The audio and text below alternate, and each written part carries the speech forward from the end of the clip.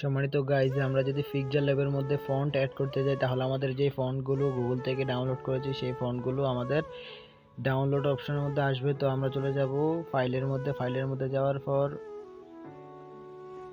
আমরা চলে যাব ফোন মেমোরির মধ্যে, যে জায়গার মধ্যে ডাউনলোড হয়েছে আমরা ডাউনলোড অপশনের মধ্যে চলে যাব। ডাউনলোড অপশনটা খুঁজে নেব। ডাউনলোড অপশনটা খুঁজে নেওয়ার পর আমরা ডাউনলোডে চলে যাব। তো আমরা দেখতে পাবো নিচের দিকে ডাউনলোড হয়েছে।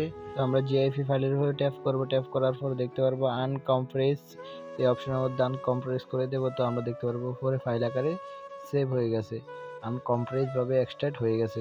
তো আমরা চলে যাব পিক্সেল ল্যাবের মধ্যে।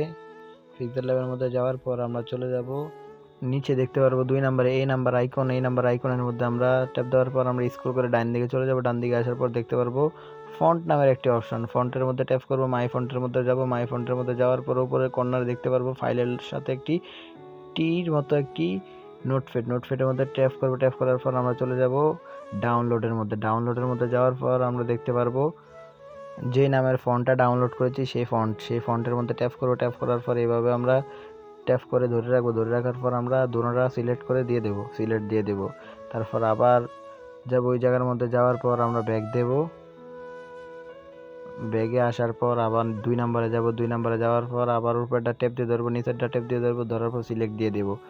তারপর আবার আমরা চলে যাব নোটপ্যাডের মধ্যে, যাওয়ার পর ব্যাক দিয়ে দেবো। ব্যাক দেওয়ার পর আবার নিচেরটার মধ্যে ট্যাপ দিয়ে ধরবো, ট্যাপ দিয়ে ধরার পর আবার সিলেক্ট দিয়ে দেব। তো এইভাবে হয়ে যাবে।